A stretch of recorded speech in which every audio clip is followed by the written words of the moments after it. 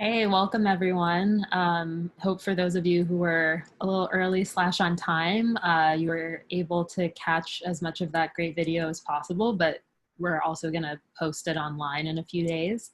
So yeah, just wanna welcome everyone. And before we get started and I hand it over to the folks who will be leading today's teach-in, we're gonna turn on interpretation for the meeting. This teach-in will be interpreted into Spanish. So anyone who wants to listen in Spanish or English, conversely, Eric, if you don't mind turning it on. Once it gets turned on, folks should see a little icon with a globe that pops up at the bottom of your screen if you're on a desktop, or a little window should pop up that says interpretation, and it says English and Spanish interpretation available.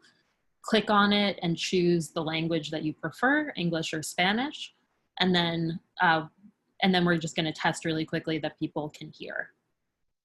Buenas tardes a todos. Es un placer recibirlos aquí. Ojalá hayan podido ver parte del video. Si no lo han podido ver, va a haber una liga para que lo puedan ver.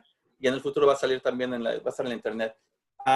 Antes de empezar y empezamos el programa, queremos avisarles que la conversación va a ser traducida al inglés y al español. Abajo en su pantalla tiene un indicador que dice interpretación. Ahí pueden escoger el lenguaje que prefieren, inglés o español. Una vez que lo escojan, vamos a probar a ver si se puede escuchar.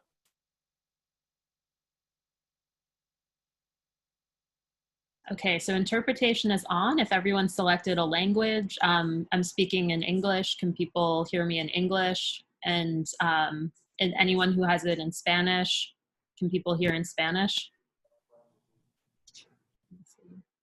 I'm going to turn it on in Spanish just in case. Yeah. Okay. Great. So it's working. All right. Great. So Leonardo, to you.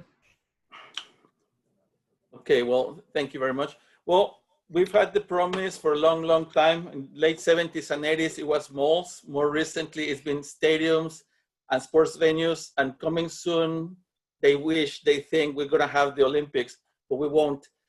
And but this is just a reminder that the promise of development always has a punishment or a dark side behind it.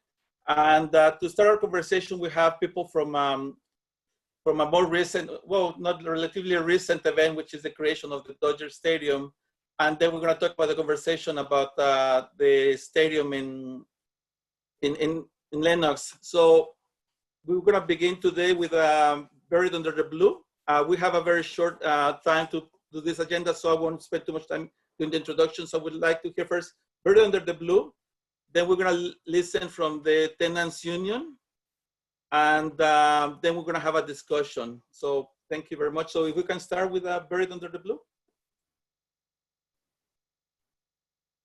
Hello, Leonardo. Thank you. I want to thank everyone for being here today. I'm here today with Melissa. We are the founders of Buried Under the Blue.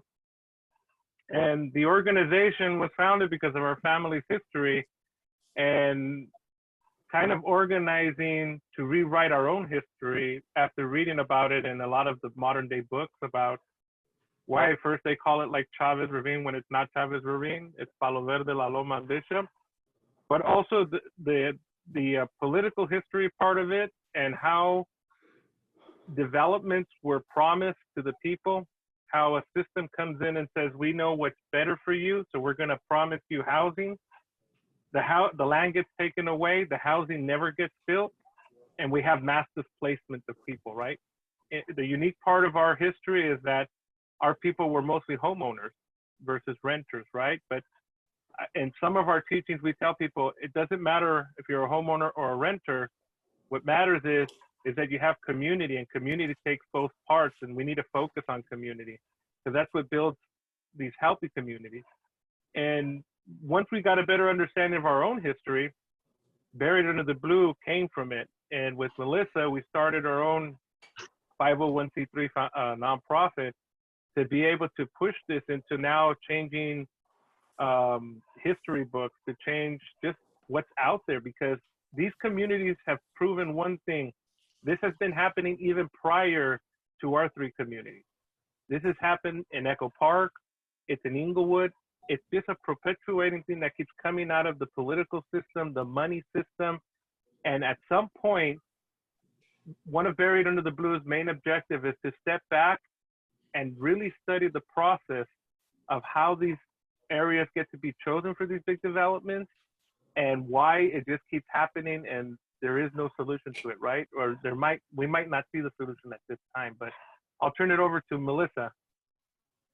Hi, yeah, so part of what our goal is with Buried Under the Blue is to help people to understand the civics of it, because I think that when we look at the historical context of like Chicano movement and other uprisings, what we lack is the civic engagement part. We've done the protesting, we've done the marching, we've done all of that.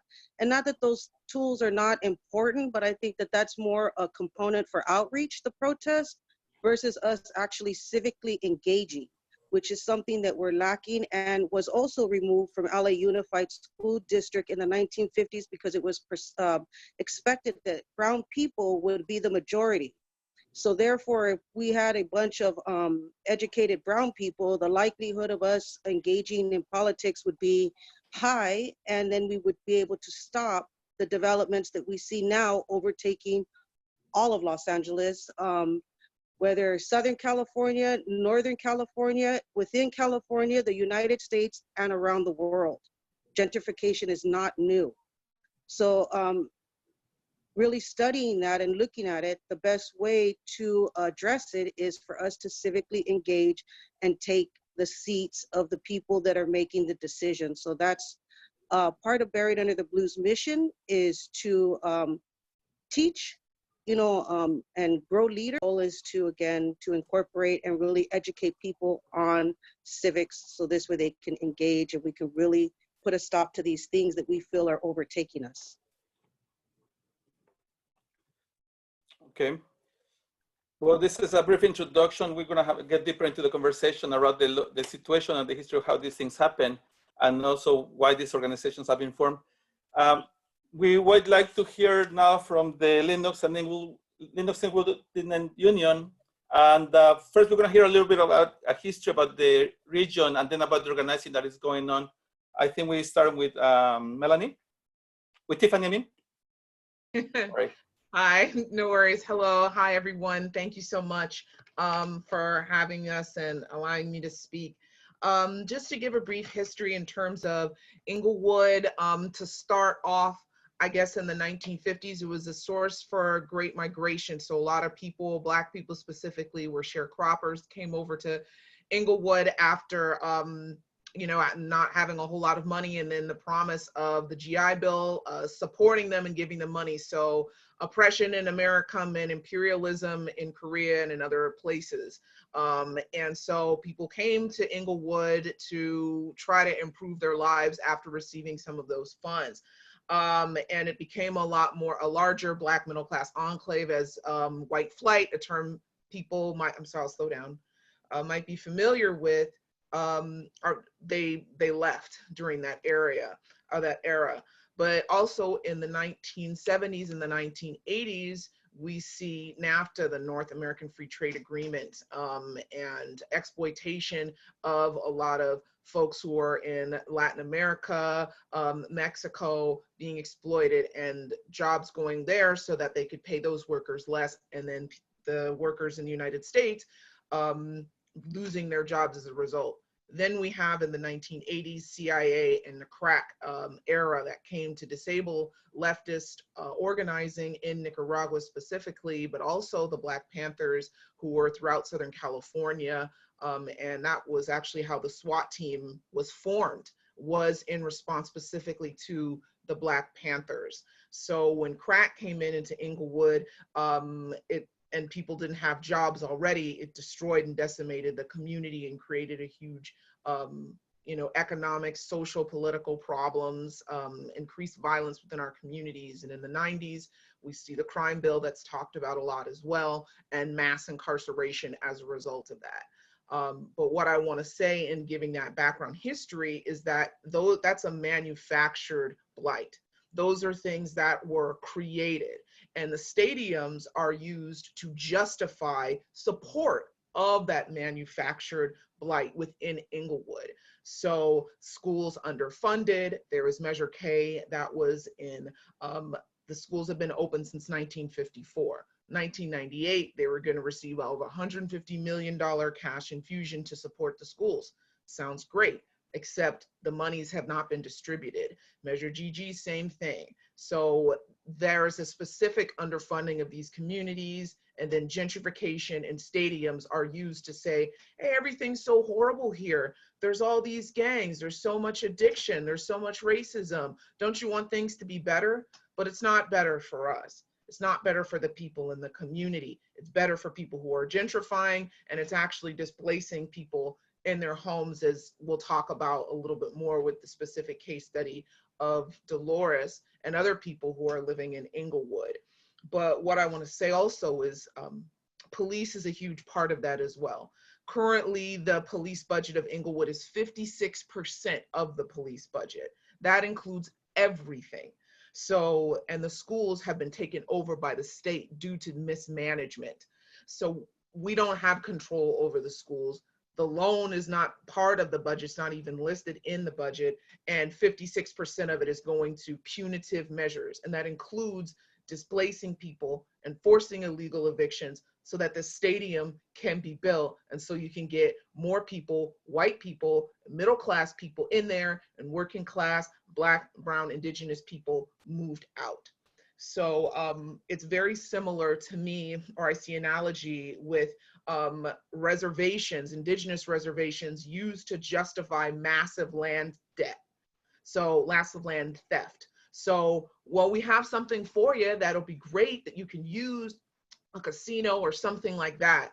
But in actuality, the theft is much grander than the supposed reward.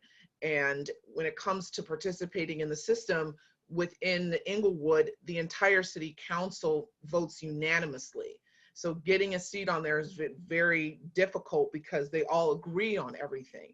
And then furthermore, the police presence is so strong and so heavy, as in the mayor, as in District 2 City Council, that threats, intimidation, those things are very real within our city as well because they have so much power.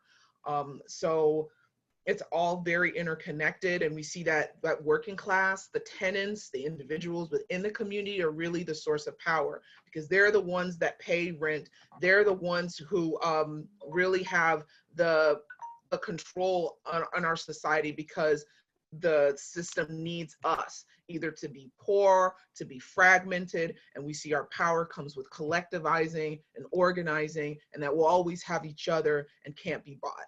So thank you so much for your time. I'll pass it off. Before we pass it on, I just wanted to make sure that people use the chat to raise comments or ask questions. We want to have the conversations as an ongoing process. And whatever you put on the chat, we're gonna later on use it as part of the discussion. Thank you. So who is next?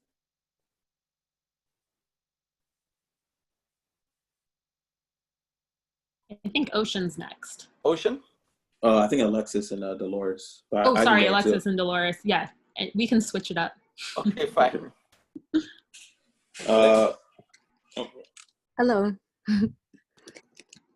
Thanks everybody for being here. I mean, I see there's many attendees, and I think I just want to give a thanks because I know that the Lennox and Inglewood community appreciates it. Because that is the conversation we're having today. Like, our communities are under attack. So I really appreciate everyone for being here. I just want to give a quick background as far as like what's happening. It used to be called Inglewood Gardens, but now they're called the Stadium View Apartments. And I think that change in name is symbolic of like the change undergoing that's happening in that building, being pushed by the landlord and enabled by the city. And then I think it's also symbolic and reflective of the changes going on in Inglewood at a more widespread level from building to building. Late has been talking to a lot of tenants, amongst them Dolores. And it's just a very systemic thing happening throughout Inglewood where a lot of landlords are taking actions, or through inactions, they're basically hoping for their tenants to self-evict.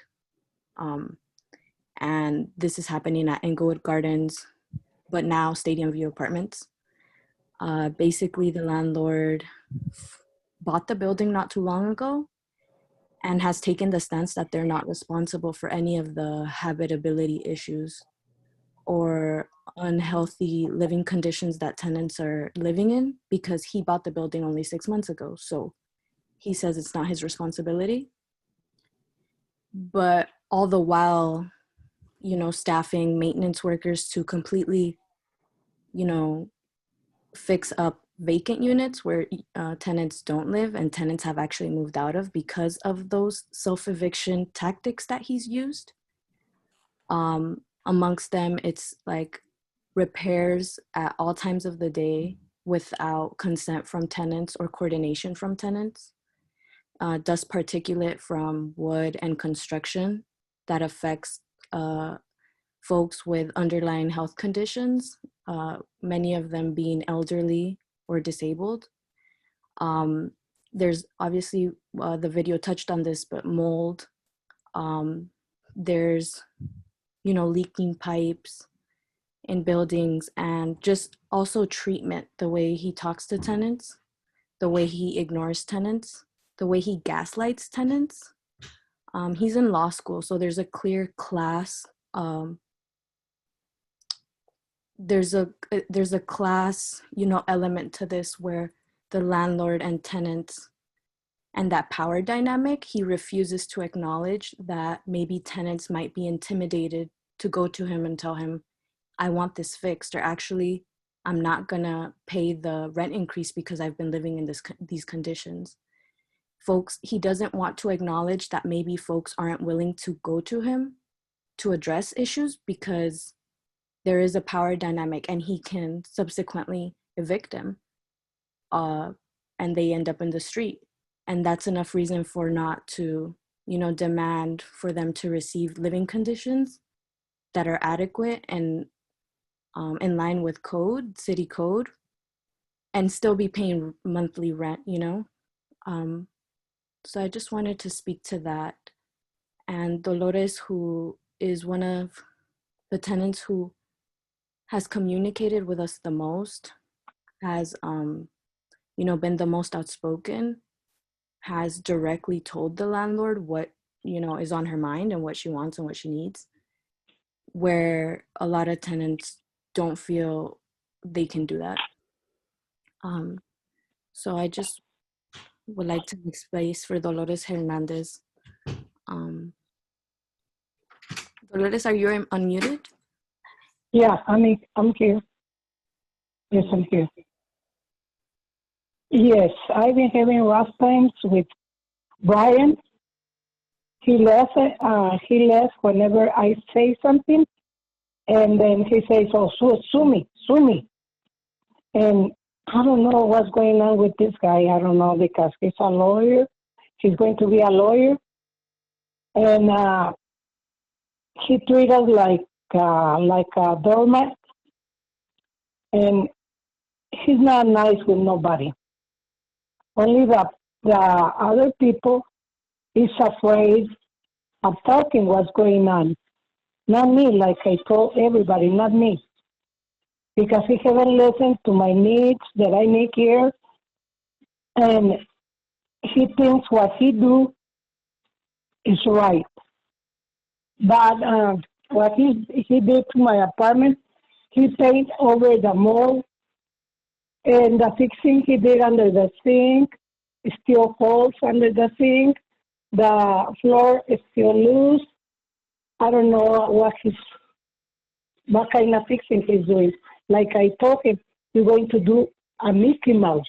And that's what he did. That's what he did. The door from the bedroom doesn't close because I don't know why. It's still, I don't know how you call that. And I don't know what he's doing. I don't know. I don't understand him. He just left. Whenever I say something, what can I do? Anybody can tell me what can I do against him? Because he said nobody's going to win him. I don't know if that's true. I don't know. But he keep on saying that. What can I do to win him? Can somebody tell me?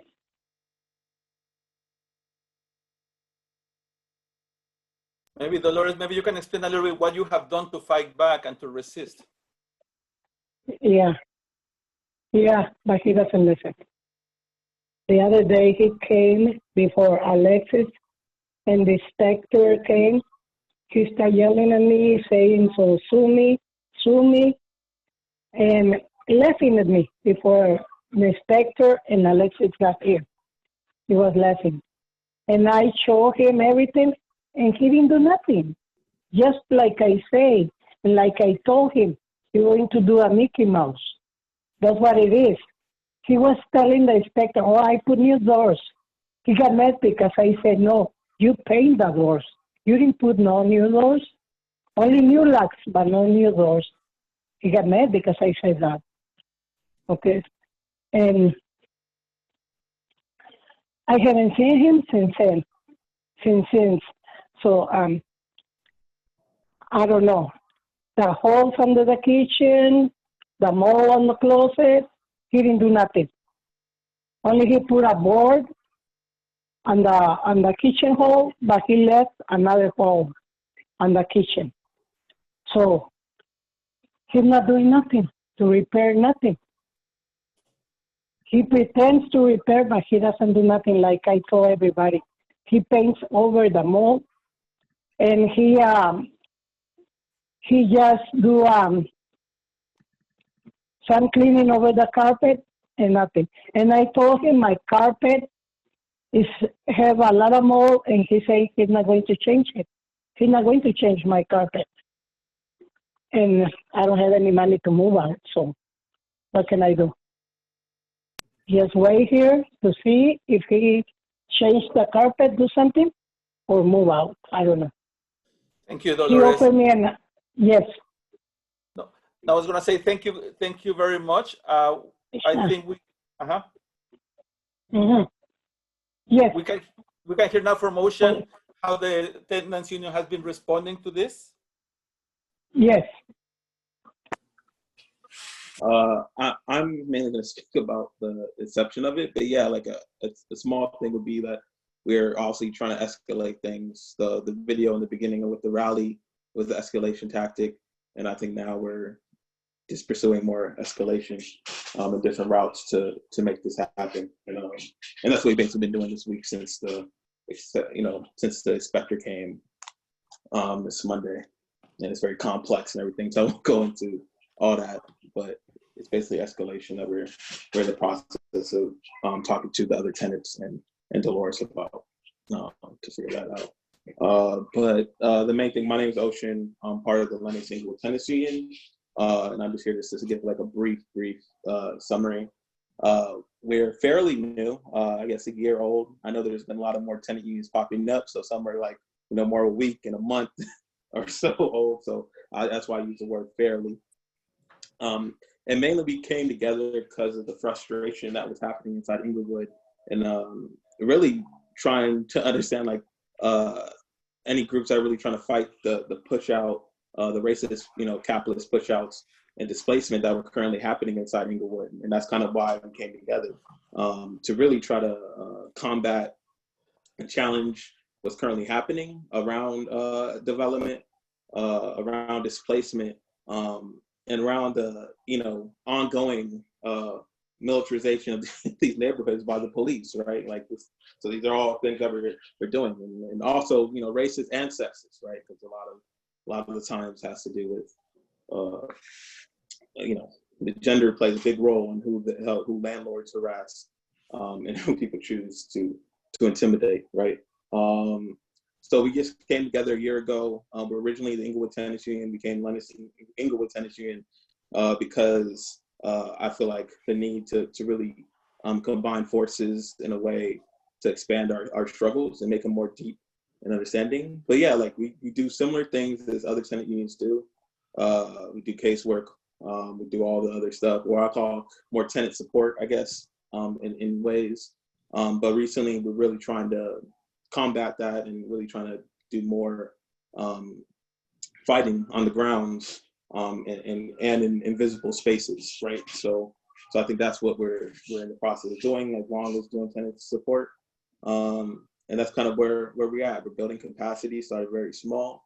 I think we're at a good place right now to really push a narrative that's really gonna help expedite the fight to really allow people to stay where they want to stay, right? And it's in their houses inside Inglewood and all that. So that's a little brief description around not a single tenancy. Thank you. So, I mean, in Palo Verde, and as Stephanie was explaining also in Inglewood, there's this promise of improving the community. There's this whole thing about, in Palo Verde, was the whole tenement situation where they're gonna renew housing and make it cleaner and more sanitary, supposedly. And I would imagine, as Stephanie was reflecting on it, is the whole issue about the violence and the graffiti and the abandonment. They're used as these excuses to improve the community, and that's what they sell the development. But how do you explain the contradiction that at the end of the day, the result of the process is that the people that they're supposed to benefit are the ones who are being displaced? How would you connect the two histories? I would like to hear from all of you. How do you see that contradiction? There's a promise that turns into displacement. Any comments on that? Yeah, and can I say? Yeah, go ahead. Okay. I think, you know, looking back at some of the studies that we've been doing since 2013 on decision-making process, right?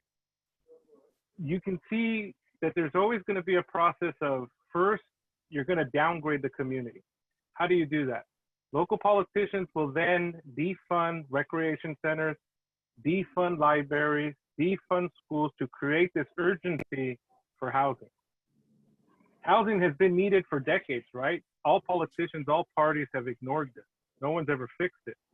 We're here at this, but it's always, when you look at a corporate model, you tend to build this need, and right now we're at a point of destruction. This is no longer a need that even a corporate can come in and fill because of the land.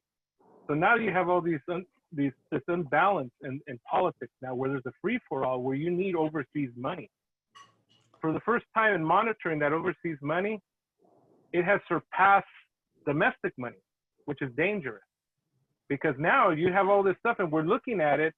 And when we look at Palo Verde and we look at places like Inglewood or anybody that's going through this, even in Arizona, and they have a place called El Segundo that went through this too. They often ask us, why do they target communities of color? It's the land is cheap. Another thing we found out, and what they target in some of their studies, is they don't participate in the process. Elected officials are not speaking on behalf of the public there, but in the process, like we have in LA right now, Proposition, was it PP, all the homeless money, right?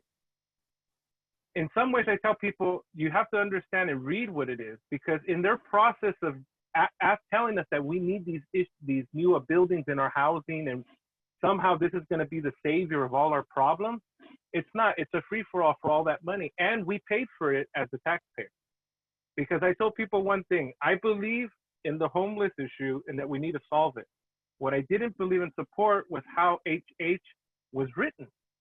When you give the power of the money to the elected official to solve something that historically has never been solved by the elected official, as people, we have to ask ourselves, did we get duped? Because our hearts were tugged on and we gave the money that might have accelerated gentrification. Because this money is going to end up going into the nonprofit sector. I'll stop there because it gets deeper, but I mean, that for me is the sale of corporate government, but also how we fit into this, right? Because in every part of the system, you'll notice one thing. They always come to us for the vote. That was probably the political system's worst mistake they've ever made, and what they fear the most. And why, from Buried Under the Blue, we try to look at it from that civic point. How can we engage? But when you see people writing books, the Browning of America, they're scared of becoming the minority. They're scared of becoming what they've created in us. And they see that coming. And they're going to protect it any which way they can. But I'll stop there. Okay, in Inglewood, then the false promise of development and using the community as an excuse, what's your reaction? And also, what is the role of civic participation in that process? So, you know, when I look at it, I was asking the people from Inglewood, sorry. Oh. Okay, just to, your question is, sorry, Leonardo, just to clarify, how does development play a role in this when they're kicking people out and they still need money? Well, that's such a great point. I just came from a discussion regarding debt collectives and tenant unions being interlinked, because when we owe money, we have collective power, because that sum of money is something that capitalists and wealthy need. And it's very similar in terms of tenant organizing as well. When we have a collective power in terms of a rent strike, or we're organized collectively, we have power, more power to make demands. But of course, that's not enough. We want to stop the system from having to force people to pay money on land that does not change. These are homes that we are consistently living in, and rent itself is a theft from people. But until that time, we organize collectively and see that even through civic engagement, in my opinion, that seems like more of a strategy to recruit people, because the meetings are publicized, they see you're demanding certain things, and it's revealed that they're not going to give in to those demands. But in actuality, the people who are there, who have those powers, they've already made their decision regarding the police. The police chief of Inglewood, Mark Fronteretta, he's the highest paid police chief in Southern California. And Inglewood is a city of 110,000 people. It's very, very small, and yet it's more than LAPD and more than San Diego as well. So these things are not necessarily about convincing them to do something together, but our own collective power as tenants, as a class of people who are oppressed and have a similar interest. But they know, they're quite aware of what they're doing in displacing people. And they are hoping that they'll have more middle-class people, white people who don't have the same barriers in terms of racialized capitalism, but capitalism nonetheless, which we're all exploited under, and that maybe they'll be able to move in. But I also am maybe more cynical in thinking that they feel that they're going to get money from the stadium, and it'll be a large payday from the Clippers. In addition to Sophie Stadium, we're fighting the NFL and the NBA in Inglewood at one place. And so I think that they're feeling like they're going to just get their money on that end of it and perhaps take off and leave us in a huge deficit, which is what Inglewood is potentially facing right now. I have a question. I mean, obviously we're already thinking in terms of those who benefit from this stuff, but what do we tell the people when they tell us that this is for the good of our community, that it's going to bring us jobs, that it's going to change everything, and that we cannot do anything happen without investment? Right. Don't we need that investment in our communities? May I speak? Sure, Alexis.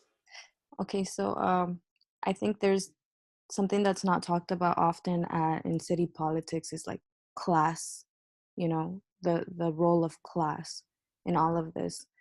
So I think over the years, we've kind of seen somewhat of this homeowner versus renter situation going on.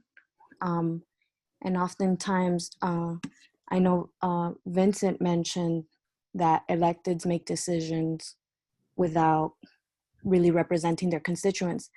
But actually, sometimes they do represent their constituents, and their constituents happen to be, at least in the case of Inglewood electeds, homeowners whose interests do fall in their home, you know, rising in value.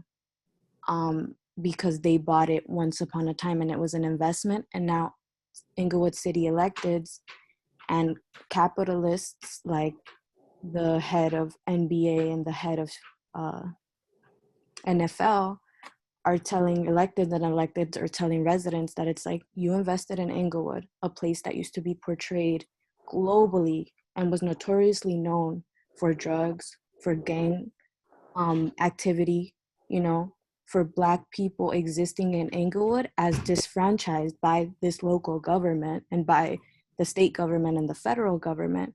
But there was so much exploitation that came of that reality in a media and a movie type of sense. But going back to it, now homeowners feel, wow, well, at least this is what I've heard throughout the years, that homeowners feel, I endured Inglewood, and Tiffany has expressed this sentiment because she herself lived this. It's like, I lived in Inglewood through the crack years. I lived here when it was, you know, that way. And now I do deserve a return for my investment. And this is what capitalism is. And if it comes at the cost of a whole bunch of renters getting displaced, they literally verbatim, a lot of homeowners kind of say they should have bought a home. And that's the thing. It's this passiveness of like, in order for some people to gain, there has to be losers, but it actually doesn't have to be that way. But that's where the most profit comes from. A lot of landlords are standing to profit by kicking out old longtime tenants and getting new ones and hiking up the rents. And that's their investment in Inglewood being worth it. So there is this class, they pit classes against each other. And right now the interests of renters contradict the interests of other people who can financially benefit from capital coming into Inglewood. I know you said, Leonardo, about jobs, and oftentimes that argument is made, like SoFi Stadium, the Clippers, is going to bring a lot of jobs. But the jobs, those wages are not enough for somebody to live in Inglewood, rent in Inglewood, and survive in Inglewood. So then they would be commuting from elsewhere. So it is just all these fallacies where capitalists argue and tell you like what is best for you. But and unfortunately, when folks are not informed, because this has been happening historically so many times, like here we are with Vicente and Melissa, this has happened throughout history. This is how capitalism thrives, through gentrification and the violent uprooting of communities, so they have to start all over financially elsewhere. And that is how people make money, on that foundation, people's suffering and people's displacement. So capitalists lie and tell you what's good for you, but actually it's not good for you. That would be my answer. Yeah, I just wanted to briefly just state, like, just a small example. You know, it's true. I did grow up in Inglewood during the height of the crack era. It was incredibly violent. You see memorials all over the streets from people who were gunned down just a block from my house. So like, this is the childhood that I had. And at the same time, like, there used to be a stop sign up the street where there was a preschool, and it was a two-way stop sign, and it was always really scary because there was a hill and you couldn't see where people were coming down, and there were kids there. And now, since there's gentrification, it's a four-way stop, like we've been saying for the last several decades. But they only did it, they didn't do it for us. They didn't do it for Black and brown working class people living in the area. They did it for people who were making more money, for people who are not us. So the streets on Century, notoriously ground up, you break your axle driving down the street, and now they're all paved over. But it's not for us, because they want to move us out. And the small landlords use the narrative that, well, we kept rents low during this time. We hadn't raised it in so long because you couldn't afford to get anybody else to move into Inglewood. Nobody would live there. People were afraid of the area, and so nobody would move there. So you weren't doing us a favor. You're doing yourself a favor by getting tenants who were still paying 20 and 30% of their paycheck to live in this area. And now they use it as a way to leverage, saying, well, we're a small landlord, we're not that large. Well, you've been getting most of our paychecks for decades, and now you want to move us out. And it's a fear of, if you ask for an improvement at your home, that they're going to raise your rent, which is what my landlord has done. When we ask for things, there's sewage issues, all kind of other problems. The next thing you know, the thing gets fixed and our rent goes up. So that's the issue. So the stadium surrounds that because it's made to look like, hey, we're bringing something nice, it's something great, and it's a favor for you. But with that carrot comes that stick. And will you be able to stay in Inglewood to enjoy that? Well, not without a fight and not without a class conscious fight that organizes specifically poor and working class people, because we're the ones who are ultimately going to have to face the consequences. Can I just add a couple things to those things? My name is Rick Ford. I'm also a member of the Lennox Inglewood Tenants Union. My wife and I moved out here from Newark, New Jersey, where we lived for 39 years. And Newark, New Jersey is a poster person for gentrification, which started in 1986. I won't go into all the details, but the neighborhoods have not been benefited by gentrification. What has benefited are the downtown areas and the corporations that back gentrification, which chiefly was Prudential Insurance Company, which got huge tax breaks, tax abatements all over the place. And they use the same argument to a lot of homeowners as well as renters, that we're going to bring jobs, we're going to bring development, we're going to bring investment, et cetera, et cetera. And it's all been concentrated in one area. And that's no matter who's been mayor, through Ken Gibson, Sharp James, Cory Booker, and now Ras Baraka. It's a continuous treadmill for the working class. And I would just add also, in Inglewood, what's striking is how desperate they are to complete this stadium at the cost of workers' lives, workers dying, falling off buildings, getting COVID, being infected. This is capitalism at its finest, quote unquote. And they don't give a damn about working class people, whether they're homeowners or renters. And I understand the point about sucking people in, and I think that point is correct. People are being sucked in, but the reality is, and we're going to see it, they're going to see it. The banks make the money from these mortgages. The banks ultimately make the money from the renters. That's who controls this system. That's what we got to take down. Right. Thank you. And interestingly, the people who sell the homes are not going to live in the neighborhood also, while the tenants want to stay in that neighborhood. But one thing that I'm really interested in, because I come from Boyle Heights, a community where we've gone through this kind of struggle on an ongoing basis. One of the toughest part is to deal with the ideological thing about the shiny object that is development, right? Development as a promise. And we have this tension, as Stephanie described it, or no, Alexis described, within the property owners and the community who lives in there. And I'm wondering, what is the role of a tenant of the Lennox Inglewood Tenants Union in terms of developing the leadership to create a vision for a community that brings everybody together, or a vision of a community that everybody can construct? What do we expect, or what kind of organization do we need to have to pull that vision together and to pull the people that will fight against the system?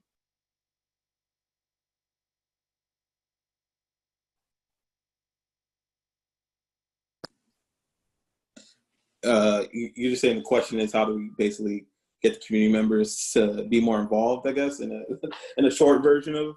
Well, the short version of that, but also what kind of organization does it need to be? What does it need to look like? We have a situation with the people from Buried Under the Blue, where decades later, they start rewriting the history of that. Of course, we want to prevent that. So what would be the characteristics, or what are we doing as a tenants union to prevent that from happening? Yeah, I mean, I think ultimately, my belief, and some belief in there is different ways and perspectives, right, in this. But my belief is that as long as capitalism exists, we're always going to be fighting, right? So the idea of, you know, challenging that as a forefront, I think is needed to really build that. But it's also the concept of really trying to build communal understanding, political education around what's currently happening, and also I think fight what's I think capitalism and a lot of other things do, which is make people, especially tenants. I think this is really important. Tenants they feel like they're helpless, right, in situations, right. I think the concept of being a tenant is that we have to challenge, first of all, the concept of what private property is, right? Because the concept is always like, oh, this is not my home. I don't own this at all. Therefore, I have no rights in staying here or belonging in this neighborhood or in this community that I lived here for, you know, some of these people have been living here for, you know, their whole life, right? But still feel like as though this is not their community. This is not a place they feel like they need to belong. And I think it has to do with that. I think that's the forefront is really trying to fight and have that conversation what's currently happening. And I think that is fought through struggle, right? Through trying to fight the landlords and trying to fight the developments and try to, you know, fight displacement, racism, sexism, all these isms, and capitalism as a whole, right? So I think that's a simple, to me, a description of what is really needed to really combat that. Because I think without a full understanding of these things, ultimately people might feel like they don't belong and don't have rights inside the neighborhood in the place that they lived there for 30 years. And they do. This is their home, right? And I think we need to challenge that with the landlords and the developers as a whole. This is something that you belong. This is something that you build roots in. This is something that you've had your family. This is, you know, somewhere that you had your kids grow up. This is where you see the marks on top of, right next to the doorways from, you know, people that have grown up all the way up.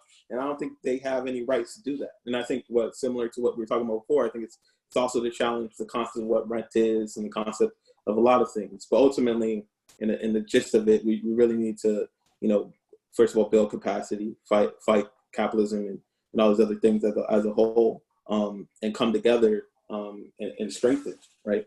So, yeah. Okay. Well, Can I chime in on this one, Leonardo? Yes, Vince, go ahead.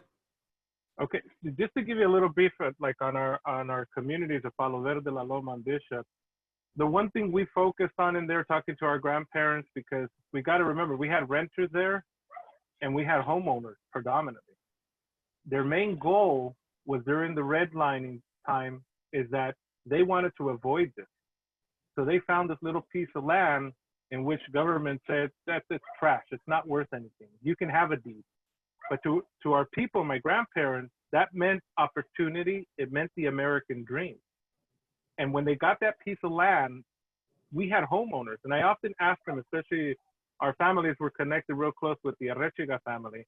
And I often ask them, you guys had multiple pieces of land in the same neighborhood, and yet you never left it. Technically, in that area, you guys were wealthy, but you never left. And the one thing they've always said was this: the only way that's ever going to exist is when you don't look at the other person as a renter, but you look at him as a community resident, and that all of us can live together and still prosper together in this environment. Because the whole story was around how if you were a renter and you couldn't pay your rent, there were things you could do to the house to fix it. They kind of communalized everything, right? You did a little bit of thing, grew or started a farm and helped them. But after all that happened with our grandparents, they moved to Echo Park. And there's one thing I did in Echo Park in 2013 to 15. I went to every neighborhood's house, and I asked them this: why will you sell? Your grandma left you this house, and that is the greatest wealth you're going to have. I'm going to get $1 million for my house in Echo Park. Now, those people sold their home, left into another community, in a richer community, which, let's face it, they weren't part of it. They were isolated within their community. And those who stood behind and were kind of like mocking, like, my house just went up another 300,000. Well, guess what? Your neighbors that came in don't like you. They don't like your music. And your community that you thought you had is now gone. And you're an alien in your neighborhood that you grew up. And so my grandparents always told us is that community is the one thing that everyone has to focus on because you're comfortable. I know you, you know me. We go out over here. We know each other. Without that, that's how these forces that come from the outside invade and tear us apart. And I think through Latinos, we have a heavy culture in that because we tend to stay with our neighbors. We kind of congregate. And I always tell people, we have to go back to learn these things because these models don't exist in the systems when you look at city plan and urban planning. Nothing is in there. This is a generic model that comes from the West and dictates to the East. We don't need all that stuff. We need open floor markets. That's part of the culture. All these things are written within the charter that they have to abide by, but they don't. And I think that's one of the things that we need financial information for our people that own homes, how to keep them in the community, and also how to turn that pitching of renter and homeowner and say, look, if they go, your community goes, and you may be rich, but project where you'll live at. And try to find out if those people will accept you in that community. Because now you're alien in that community. If you don't protect this one, you'll be alien in this one too. They all suffer it. That thing has been documented for a long time in Echo Park. Thank you, Vince. Well, now is the time that we're going to go to questions, and Anne is going to help us facilitate that. But obviously, the whole idea is how do we build community, a neighborhood community that takes control of its own life and that fights for the right to stay where they're at without the intervention of development or capitalism, all these other isms that are like creating our own destruction. So, Anne, all yours. Yeah, thanks. So we had a lot of great questions come in, and I've been trying to sort of group them a little bit thematically. So, you know, rather than in order. And I'll read some of them out, but if you're the person who asked the question, I'll call on you too if you want to elaborate or ask more directly. And I wanted to start with one from Naomi. And Naomi, feel free to jump in if you want to pose this or holler, but about how you all relate to sports fans specifically. And so for Buried Under the Blue, you know, how do you relate to Dodgers fans knowing, I know for my neighbor has a Dodgers flag flying in the house. They're everywhere in LA. And for Litu folks, you know, how do you relate to Chargers and Rams fans? And then Naomi, I don't know if you want to elaborate on that at all. You want me to answer the one about the Dodger fan? Yeah, that's for you guys, yeah. Okay. Right now, it's very hard. It's part of a foundation of trying to make them understand baseball history, right? First of all, the history of baseball, no color was ever allowed to be in there until they could capitalize off them. That is the only thing that allowed you to be into this corporation and accept it. Right now, I always remind them, your brown dollars, where you put them at, the Dodgers are no longer this little corporation. This is a nationwide investment, you know, core with billions of dollars that has been traced back into LA money. You buy a ticket, you promote gentrification. You buy a jersey, you're part of the kickout. That's our economic power as colored people, right? And this is something that I think part of the education is that you look at this stuff and you ask people, stadiums can only thrive on consumerism. That's capitalism's #1 root of how popular we can make it. And and the players, like I tell them, when you go up there, just look at their stats. It's all public information.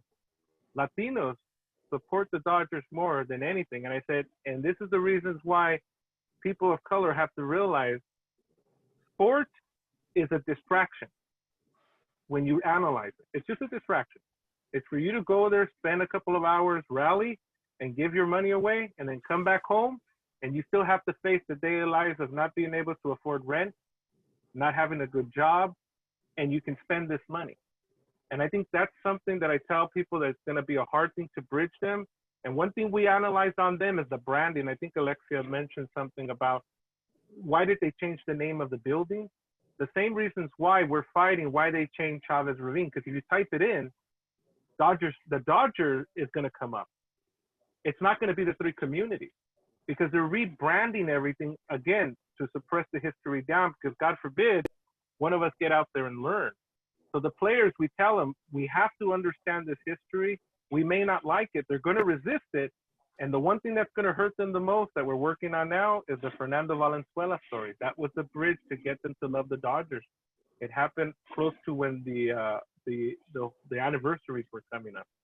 So I think that's important. It's a hard challenge, but I think some of them are coming around. Yeah, and I think for me too, it's kind of hurtful when we see like organizations or social justice people accept like tickets or funding, because it's kind of like it's a way to unravel the work that they're doing, and sometimes it's it's hurtful, you know, like it hurts, you know, that they that sometimes these organizations don't understand. And I get that they're looking for alternatives for our youth, that our youth do need resources and support and programs, but it's also disheartening, and it kind of contradicts the work that we're doing and they're doing as well. So again, it is a struggle, but it is a very important struggle and important to our communities and elevating ourselves. And again, combating the displacement and gentrification of our communities. We must be aware and be more intentional with what we support and what we're doing, especially around these stadiums. Yeah, awesome. Thank you, Melissa and Vincent. And then Litu crew, what kind of experiences have you had sort of engaging with sports fans in your community around explaining how, you know, stadium development actually functions and is displacing people? I would just say that I know that the Rams and Chargers and Clippers, all of the corporate sports teams that are trying to invade and displace in Inglewood, they don't have that long of a history in Inglewood. In terms of the Lakers, that was something that was many decades ago. And they moved to downtown Los Angeles, and that has also seen more gentrification as a result of sports, and just not just sports, but also what they would say revitalizing the area, also known as pushing houseless people on the street and raising rents, but and creating a nightlife scene or whatever. But I don't think a lot of people are fans, and especially in Inglewood, I rarely see Rams merchandise, Chargers merchandise. I feel like people, first of all, don't have a lot of money. The median income is between $30,000 and $40,000, and 40,000 is on the high end. So people aren't really buying a lot of that stuff. And also, I feel like people are somewhat aware that the Rams and Chargers and stadiums are part of what's kicking folks out of the community. And I would also make the point that in terms of athletics, there's a political history in sports as well. Anti-fascist leagues in terms of football, or rather soccer, around the world. People have used those as a tactic for political organizing. I myself have done that as well with Solidarity and Ultimate Frisbee team. It's like Frisbee football, but they're actually making a move to try to be, there's a debate going on within Ultimate about being included in the Olympics. And so I've been a player for well over a decade. And so I've been discussing with them that this is something that hurts communities. The Olympics devastates communities around the world. And as a newer sport, it's an advantage because people are able to consider in this moment, well, I don't want the sport to be something that causes another player like myself and my sister to be kicked out or have to increase their rents. So, and also it's a place where we can organize people specifically for these types of demands. And it's a tool and an important one. Unfortunately, COVID is making athletics really hard, but sports in general is not necessarily horrible, but it can be a tool to use for political organizing and discussion. But it's corporations and capitalism that transform someone's earnest interest in bringing sports to a community, as Melissa was talking about, and doing things to support the kids, that also decimate communities. And another example would be the Zapata King Neighborhood Council, where the police tried to use the police athletic league and they were asking this neighborhood council, one of the poorest ones in Los Angeles, for additional funding on top of their multi-million-dollar budget. And so, but the kids came, the students were there. The year prior to that, they had received the money from the neighborhood council. But at the marathon event, which they received the money for, not only did they receive the money, but they charged the students $25 entrance fee on top of the money that they received. And they denied kids the chance to participate if they didn't have the money. So the next year, the kids remembered that and they showed up to the neighborhood council, and they were able to have that be defeated by expressing being saddened at what had happened to them and something that would have supported them.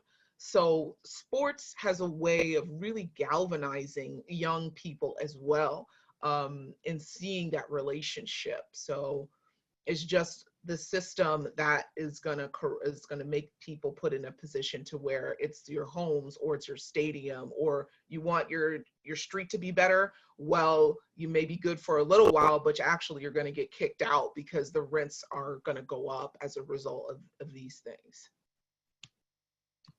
And Tiffany, with you sharing that, I think it's good, a good example of showing what happens when you do engage in civics, by saying like how the children came and let their voice be heard, because all of their fees for all the youth in that area should have been waived just based on the donation that the neighborhood Zapata Council made to that event. And so again, this is what we see, the exploitation of our money, our dollars, but they want our money, but not us. But that's the value also of the importance of getting involved and engaging in politics, not just at public comment, but from in front of the desk, but it's also important for us to be behind the desk, more importantly, so that this way we can say our vote is a no for this. I wanted to combine a couple of the next questions. There was one from Michael about, have Lit2 folks noticed a community reaction to the 2028 Olympics, or are people aware of it? And then Brian, this was a newer question that Brian Williams posted, and let me know if you want to elaborate more on this, Brian. But you asked about community town halls, and so I kind of wanted to combine that with like, what has the public engagement process looked like, and has there been one? And Brian, feel free to jump in and elaborate on your question if you'd like. Sorry, yeah, mine was more thinking about like if there was a way that the community could voice their concerns directly to the stakeholders, and more so in front of the players that are actually on the, like maybe have the players from the Dodgers down there, because maybe that might pull at their heartstrings. The stakeholders are capitalists, so we know they've seen it, they know what they're doing. But if there's a way we could get the players in front, and maybe that could get the players to start voicing concerns, because this is kind of a time where athletics are looking at social issues and players are speaking up and willing to take risks.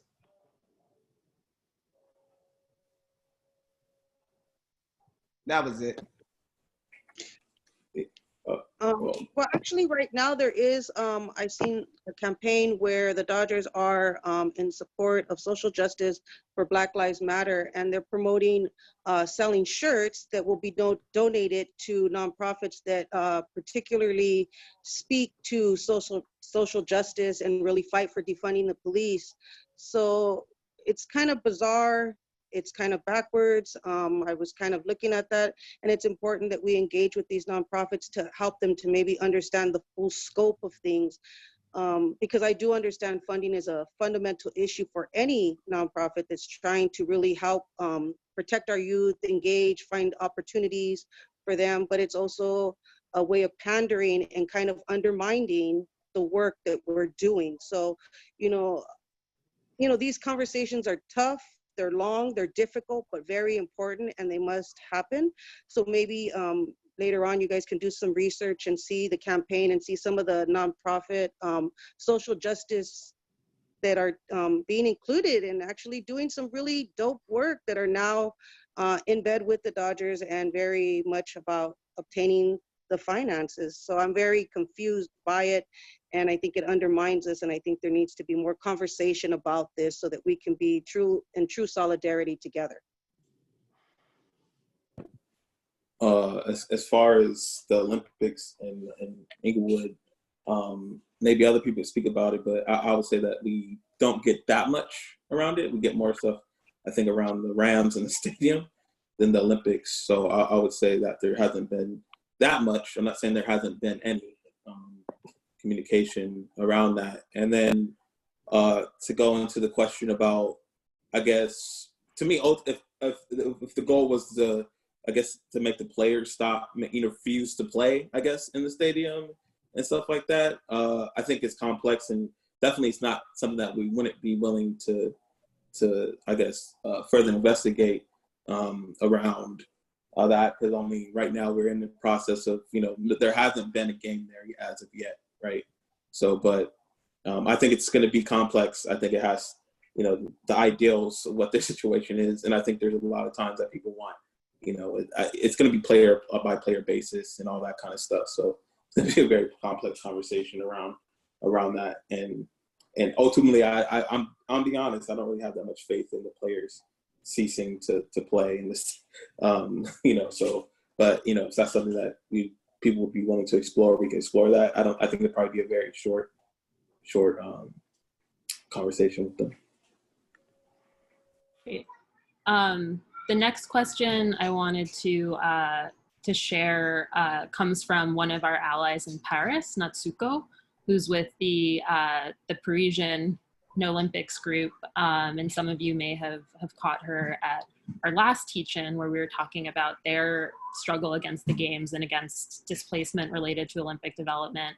I'm gonna read this, it's a great question. So with Paris 2024, the Olympic Village is displacing several hundreds of people, local businesses, and an educational facility.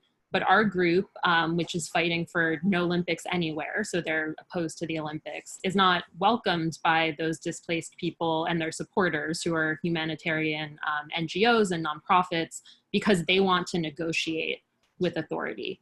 I think a somewhat similar situation had happened between former residents of the Kamasua Goaka apartments and Japanese anti-Olympics group. So my question is, how does this alliance between the Lennox Inglewood Tenants Union and NOlympics, how did that form, and how does that make sense? Yeah, I mean, it started, I guess, with Anne. So I mean, so that's how it started. This to be real. So it just started with showing interest in talking about what was happening around sports washing around the stadium and everything like that, and obviously to garner more people to fight displacement and development inside Inglewood. To answer that. And I think, I think it's more, I think the problem with, I guess to answer the question, I guess you're saying about negotiation and stuff like that around, I guess, another group. I'm hearing, I don't know if I'm hearing this correctly, another group that's kind of has most of the support of the folks that are currently living in that neighborhood that happens to be a nonprofit, and them trying to be, I guess, more progressive, radical in ways, and not negotiate with the powers that be. We didn't have that much of a situation, because the reality is that they didn't do as much, I feel like, community engagement as far as like really working with tenants on a day-to-day basis that we're currently doing. I think, yes, they had a lot of people and memberships, but I think they were kind of doing a totally different route than we were currently doing, because our route was more around tenants and supporting that and really trying to fight displacement. And there was really about other things that were deeply embedded into the city council.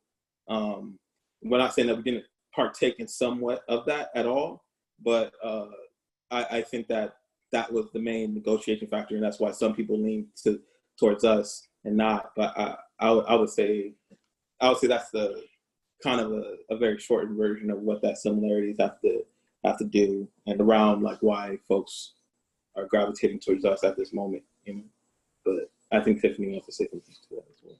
Yeah, I mean, the nonprofit started off first, and like some of us met because that was some of the only organizing that was happening in Inglewood regarding housing and displacement.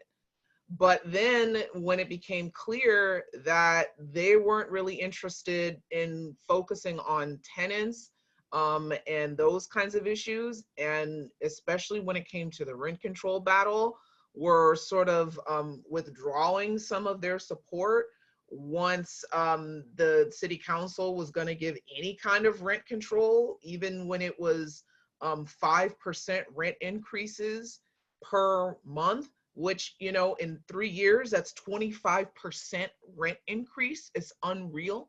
But we're still declaring victory. And so people were kind of keeping their foot off the gas at that point. Like we still couldn't, you know, fight for more. And actually we did end up winning 3% and reducing it even further after that by continuing to be part of that struggle. And this is when we were the Inglewood Tenants group before partnering with Lennox. So it, and not to say that some of those members weren't participating, but they didn't really send out the emails. They didn't blast it like, hey, this is what we can do. So, I mean, there's just, and we split because it seemed like there were things that they were limited to doing. Like when you look at any nonprofit, you have to look at, to me, the foundations. Who is supporting them? Who's financing them? Because that's going to show you where your wall is going to be in terms of how far they're willing to go.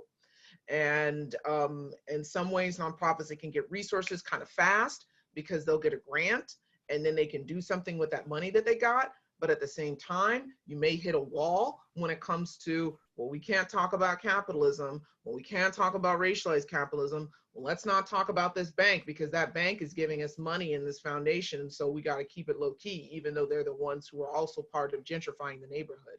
So I would say that look at what are the tenants are doing. What's going on with the people who are in your area? What's going on with the working class and the poorest people in your areas? Because that's going to me dictate, well, we got nothing to lose but our chains. We got nothing to lose except to keep our homes or to increase our wages or to make things more environmentally friendly. Like in Inglewood, for example, we have the airplanes, we're by the airport. So the airplanes go over us all the time throughout the day. There's the pollution from the air pollution and the noise pollution from the airplanes because it's incredibly loud. And because they're landing very close to Inglewood, it's incredibly loud at a very low point because they're flying downward and you can hear it. And so the city actually eventually had to pay to have people who lived in a certain vicinity, their windows reinstalled and redone because the noise was so loud, it was unhealthy and toxic.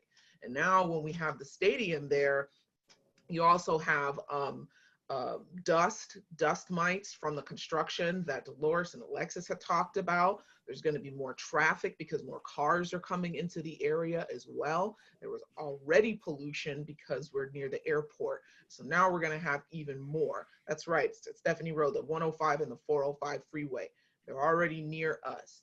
So we're dealing with inundated pollution and these city councils, to talk about it, we're a majority Black and brown working class community, but so is the city council, so is the mayor, okay? The whole city council and mayor are Black and brown people, and that's who they're displacing. So class is a significant part of it because they can get away with it, with doing it to indigenous people, with Black people, with brown people. They can do that, even as though themselves we have the same historical or ethnic background. So I would just say, look at the poorest people. What are they dealing with? What are folks going through with that? And try and, I would say, address those needs or those concerns, because those are going to be the folks who have the most to gain and the least to lose from fighting back and organizing together. And I'll just, let me just make one point. And I was also going to say that the nonprofits, the creation of nonprofits in general was to co-opt and stifle working class movements in general. So I think we have to acknowledge the history of what nonprofits and the utility of them were based on. And it was based on co-optation of working class movements and stifling them in a way that made people look at them as a place to be, and not on the grounds doing the work. Not saying that some, don't do what they want to do, but it's the same conversation that we have all about the abolishment level, right? Even if there's some that are decent, right? We have to understand that the utility of them is basically to stifle and basically stifle working class movements. But sorry about that. I just wanted to say something, an extension on that, which is basically, this is a battle of ideas also, because the nonprofit by its own role in serving the community or helping the community has some moral authority in defining what is the issue. And a lot of times we find that the nonprofit defines the issue in terms of development, in terms of growth, in terms of investment, and pretty much sells the project to the community, whereas we're on the other side saying, no, this is problematic because of the impact that it has going to have on us. And this basically, people have to make their choices. Is the nonprofit right or the community organization right? And we need to be very clear on that, because that is a battle that is also going on people's heads. And the other thing I think is important to understand is the nonprofit is fighting for its own existence. They want to exist even after the tenants and the residents are moved out of the neighborhood. They want to stay there in that neighborhood. So their interests are in no contradiction with the interests of the tenants, who also are fighting to stay. And the nonprofit, to be able to stay, has to say yes to the project, yes to the developers, yes to the investors, take all the money and say, we existed and we won. Whereas the community doesn't have any of that. I just wanted to add that with like what Leonardo was saying right now, is that's kind of the way I've looked at it throughout the years in the nonprofits. We wrote a lot about them, right? They derived a lot from the way the churches worked. They were centered around church policy, how it worked and how they got around the tax system. Corporations stepped in and said, you're not going to take all of it. Churches built a lot of wealth around them. They also become the circumventing of public funding. It is the second largest amount of money, of public money, that's going into these private sectors. 501c3s, which are nonprofits, are corporations. They're no different, right?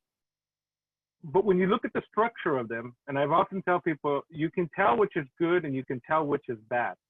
The bad nonprofits are going to work like corporations. They're going to side with the city. They're going to get all the city funding, their outreach money. They're going to come to you, like Leonardo said, right? I'll give you an example, even though they're going to get mad at me, but like Friends of the LA River, Mujeres de la Tierra, and they come out with these really nice titles, right? Oh my God, that's our people. That's not your people.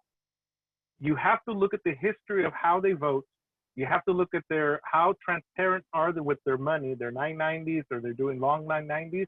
Any one of us can go out and look to see how much they pay themselves if we're going to support them. There's some nonprofits that pay themselves $100,000 for 2 hours, 92 hours a month, something less than that, But I think the objective is that when we look at our nonprofit, right, our model is this. I will put the receipts up. I'm not going to function like the corporate one, even though you cannot deny that it is a corporate 501c3. The foundation and the structure itself is not what's bad. It is the people who are riding behind it in their decision-making process, as it is in our political process. If that system could ever be revolted, which in some of our training, what we've done, and I'll give you an example. Elysian Valley Neighborhood Council, I was listening to Tiffany talking about the neighborhood councils, right? They're advisory, but it is a good tool to understand how a basic takeover of a public agency by the public can redefine what a politician is. All of us in our head know what politicians are. They're going to lie to you. They're going to tell you what you think you want to hear and try to sell the poison. What if I had Tiffany? What if I had Leonardo, Anne, and Ocean on a complete board? With the dynamics of that board, if a development came in and they said, what do you guys think? First thing I'm going to hear is exactly what we're hearing today, that first, the development has no benefit in this community. Second, when you look at the health, safety, and welfare, which they all take an oath to uphold and they don't, that project would automatically fall. We don't have that. It's an illusion right now in our heads, right? Or maybe the hope of what we can do. But this is the reasons why we infused it to become a reality in a place like Elysian Valley. So the community, the board was 90% white in a 90% Latino community. The one thing I told them was this: I don't want to hear no complaints. I'm not going to ask you to protest. I'm going to ask you to go and register the voters. I'm going to ask you to pick 15 candidates. We're going to go through the legal system, and then you're going to get a slate. You guys are going to invest $50 a piece, and then you're going to vote your slate in. They did. They won by a landslide. And I told them, this is the redefining of what government is. Now the hard part is this: you're a good person in a bad environment. That environment's going to take time to change. The evolution of that changing in that way empowered those people. And I told them, you don't know nothing about politics. You know nothing about this system. But I'll tell you one thing: you cannot screw up any more than what the current systems have. And your 1% of creating good is a good step for us to learn. That model today, I'm proud to say, is still going 4 years, and they've now changed their bylaws to give them 4 more years of that community. That's just an example of giving them that power and redefining it without breaking the whole structure down, but really taking it from them. They don't deserve it. They've betrayed all of us. And these nonprofit systems, Buried Under the Blue, we're working on a project where we can help people to go through the process to identify the good from the bad. Don't donate until you see these and agree to what they're paying themselves and what they use. Are they giving at least 80% of their money to community, or is it 80% to their pockets? So I'll leave it at that. Thank you. So we're coming up on time. And so for the last question, there was a question that sort of 2 people asked, and I'm going to hand it to Eric Chevron, who asked it first, but I want to flag that that Sammy also asked a similar question. So Eric, take it away. Hi, everyone. So my question is for Latu.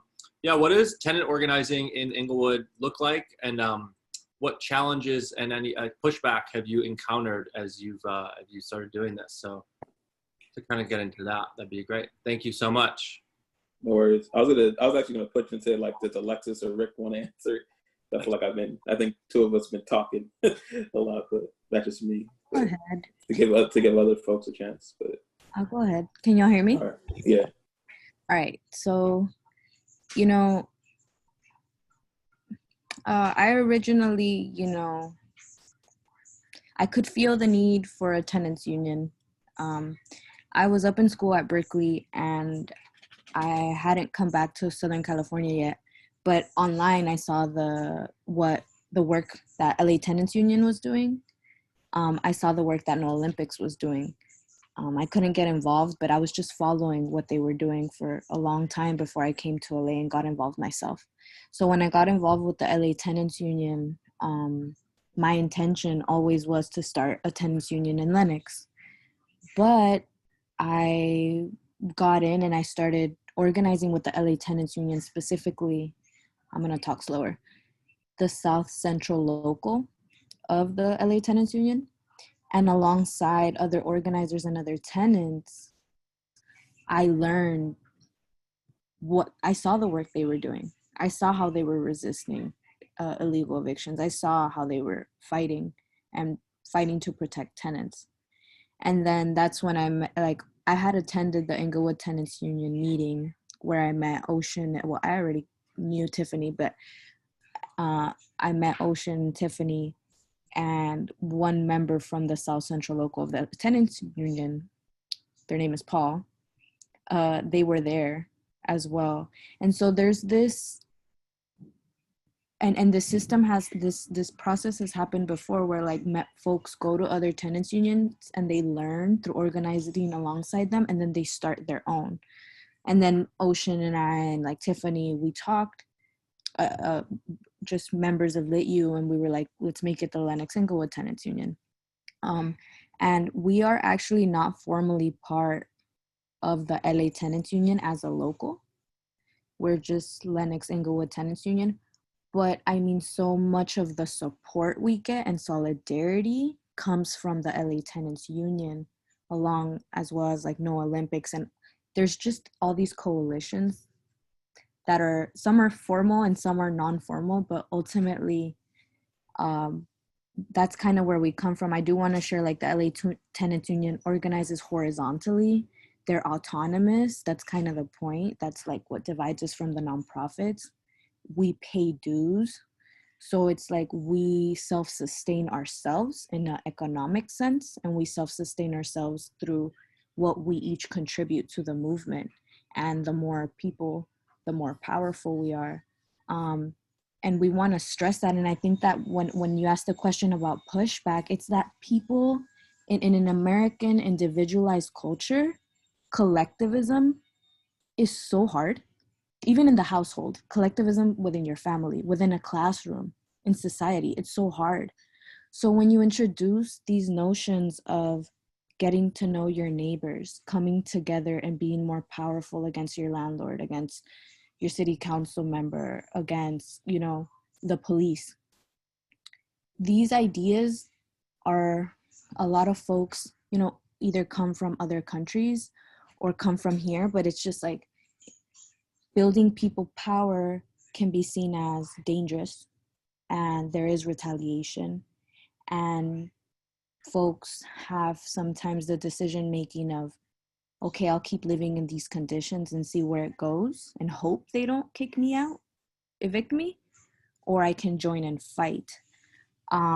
And that goes also back to what Ocean said, where it's like folks who have lived here their whole lives renting still don't feel like they are entitled to a space in their community because they don't, let's say, have home ownership or a mortgage. But the resistance we've been met with is like delegitimizing us, like you know, folks online kind of doubting whether the work we do is legitimate because they expect us to operate in a way that they're familiar with. They expect us to operate the way that folks operate under capitalism, intertwined with these systems. And when we go counter to that, they're just like for instance, we were on a call and someone called in and they were just like, you know, you need funding, you need a funder. I don't see your presence. You know, like when a nonprofit, you see their name sponsored and they make all these networks, and it becomes kind of like a little corporation that you have to advertise and you have to. And so folks, when they see us, they're like, what are they? Do y'all have an office? Like, can I talk to an attorney? And that's the thing. There's attorneys can protect tenants only so much and in certain ways. And then attorneys can't do a lot of work that the tenants union and people power can do. And really, one thing is talking about it, but another thing is people seeing that in action. So for example, eviction blockades. Like right now, evictions are illegal and evictions aren't supposed to be happening. But nonetheless, you see landlords illegally evicting tenants. And at least some attorneys we've talked to have admitted that their role is so limited in stopping that eviction. They can't guarantee they can successfully stop that illegal eviction. But the LA Tenants Union, more specifically like the South Central local, as well as many other locals in the LA Tenants Union, have successfully stopped illegal evictions, gotten the tenant back in their home. There have been legal observers there, but it's been the community taking the matter into their own hands and protecting these tenants, and then making the cops follow the law. Because the city is, or different city councils or whatever bodies of governance aren't in a hurry to make sure that the police are well-versed in tenant protections. And so instead the police are taking the side of the landlord and evicting. So when people see that, they're like, whoosh, like that's what a tenant union is. And it can be very difficult to visualize that or imagine that just by us telling you. So that's why it's so important for folks to get involved. But the resistance has just been like delegitimizing us, and because we don't have a legal status, because we don't have money, because we're not what they're used to. I'm gonna stop there. I hope that answered the question. I'll just add a couple things. First of all, it's a privilege for me to work with this union.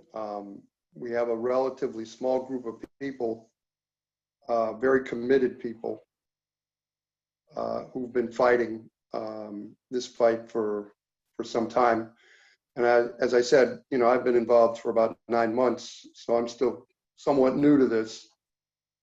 But it's been a real experience. I'll just add a couple things to what Alexis said. Talk about a baptism of fire. The first tenants meeting that I went to, the landlord called the cops, and 8 cops showed up to the meeting to basically tell us, we're trespassing, which I later found out was totally contrary to California law, but what do they care, right? So that was my first actual meeting, doing it, as part of the tenants union. It's been, we can't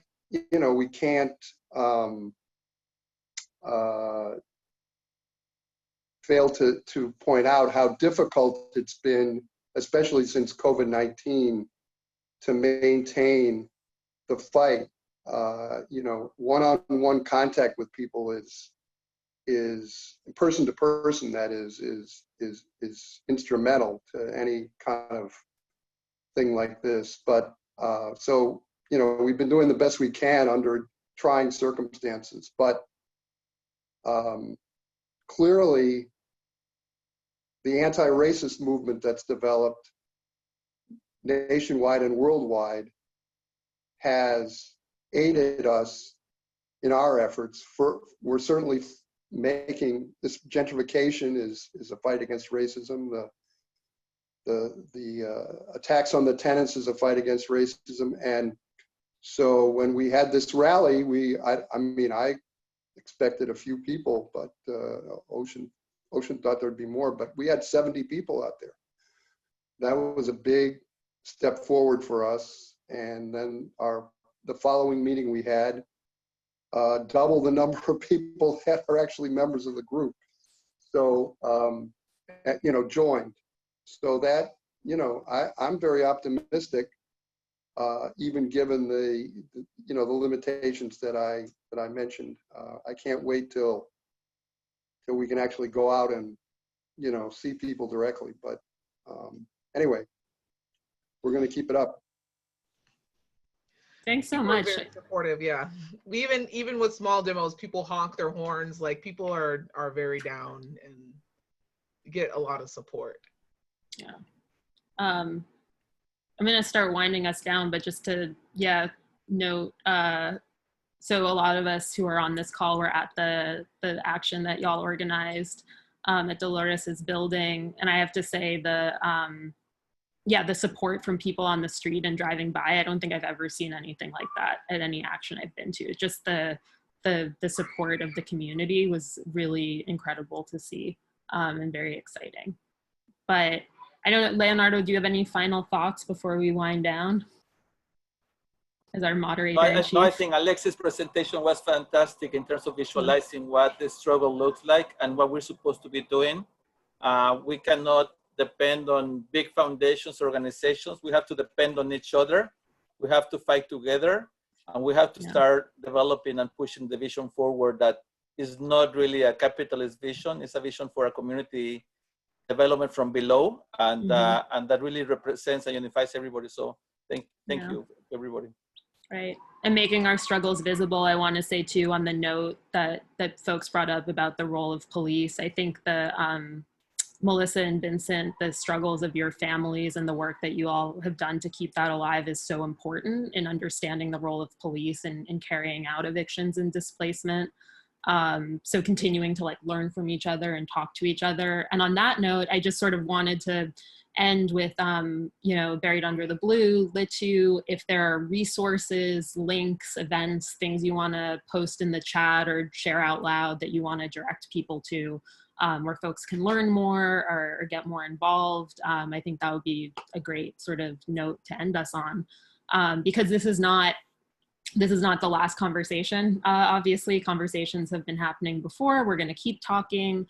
Folks who are plugged into NOlympics know the main thing we're working on right now is working with Litu to plan and coordinate a series of actions in support of tenants who are fighting displacement around the stadiums. So this work is ongoing. But yeah, if yeah, Vincent, Melissa, Tiffany, Ocean, Alexis, Rick, I would say jump in and holler with things that you would want to point people to for next steps or to learn more. And thank you all so much for sharing with us and teaching us, and thanks to everyone for participating. And thanks to our interpreters, Leonardo and Melissa. Yay. And Leonardo, our moderator. Yeah, so I just want to share that Buried Under the Blue does have a website, and it is buriedundertheblue.com. We also do have social media handlers. We have a Facebook page, an Instagram page, and a Twitter account. We'll be posting more things up there. There's a book that just came out. We will be doing a book drop where it's kind of like a little scavenger hunt. We have a few of those that will be dropping around throughout Los Angeles. We're just getting some of the rules and context together of how we're going to do the bag and book drop. Yeah, and so just check us out on our social media, email us with questions. We're down to do teach-in, workshops, whatever, with anybody that's willing and interested. We'll find a way to work with you. And thank you for having us, for opening up space. We appreciate you. Thanks so much for being here. Oh, and I know Carrie Ann wanted to make a quick announcement about our next transnational teach-in. Yeah, hi everyone. So next Saturday, the next edition of this series is going to be with folks from Tokyo and Fukushima in Japan. They're going to be talking about pushing back on the myth that Fukushima has recovered and how that myth is being used and abused by the organizers of the Olympics and the Japanese government. So that is in California time. That's 6 p.m. next Saturday, the 25th. So check out, I'd say probably follow the NOlympics Twitter account or look out for emails from us for the details on that. Thank you. Thank you all. Yeah, Eric, I don't know if you want to play out with any music or something. You can get some good jams going. We have an Olympics theme song for anyone who hasn't heard it yet.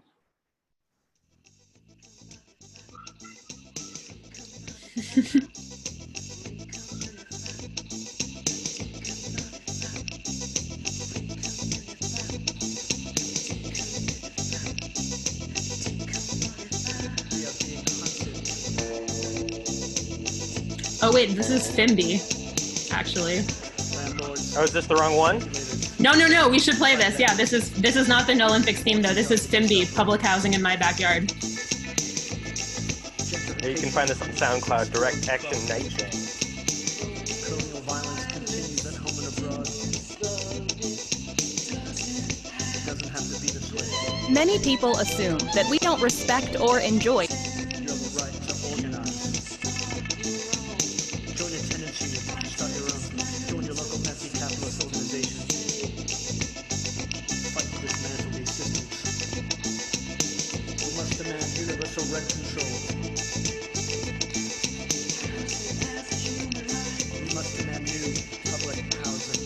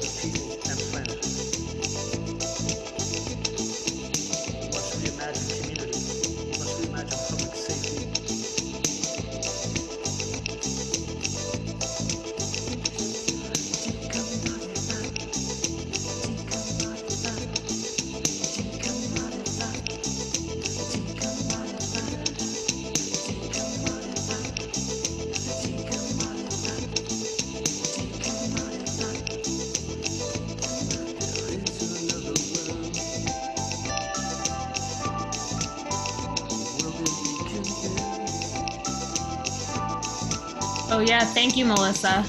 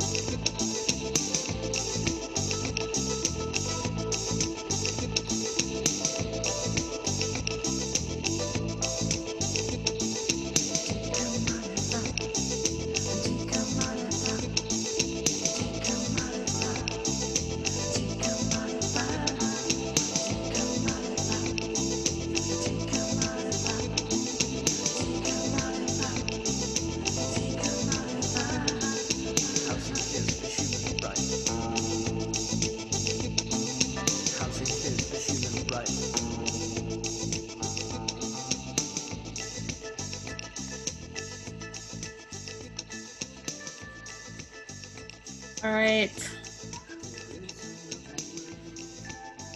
Thank you all so much. I'm gonna log it out because I know a bunch of us, including people on this call, Ocean, Leonardo, Alexis, have another call soon. But Melissa, thank you so much for bringing up that image. God, so incredible. Really looking forward to continuing to talk to everyone. Oh, Melissa, do you want to just briefly share what that image is for folks who are still on? Oh, yeah, wait. sure. Oh, yeah. Sure. There you go. Sorry about that. I was on mute. Sorry. That is a picture of my great aunt being forcibly and physically removed from my great grandparents' home.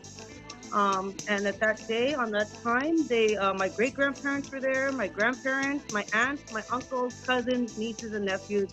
So about 5 generations of family were traumatically, how do you say, forcibly displaced by the LAPD and the sheriff. Yeah. So I think, again, it's very important that we understand what this corporation does and what they support and what they're about and what they came out of, and now how they try to manipulate into our communities. And yeah, brown people are the biggest supporters, and I think we could do a lot better things with that energy versus investing it in that corporation. I think it would be best served if we invested it in ourselves and in our children's futures. So Thanks, I think Melissa. it's a powerful image to show, so people can remember. Yeah, I think it's especially important. I think of it every time someone tells us the 2020 Olympics are going to be, they're not going to be bad because we already have stadiums, so the stadiums won't displace anyone. And it's like, well, the stadiums are displacing people, and the stadiums that we have displaced people. I think a lot of people don't know about the history. Yeah, and I think that they continue to displace. I think that sometimes we don't understand how to recognize what it looks like in modern times because it's not as direct as that. But it's still, again, when brown people support, that's what they're supporting. Even if they turn around and they give us some money or some tickets to take our kids to the youth, to their games or whatever, it's really just a tax write-off and trying to groom the next generation as consumers of this corporation. That's really what it is. It's a disguised tactic. Yeah. And I'm ready to unveil it. Let's look at it for what it really is. Fuck yeah. All right. On that note, the struggle continues. We'll see you all soon. Everyone have a great Saturday. All power to the people. All power to the people. Bye, everyone.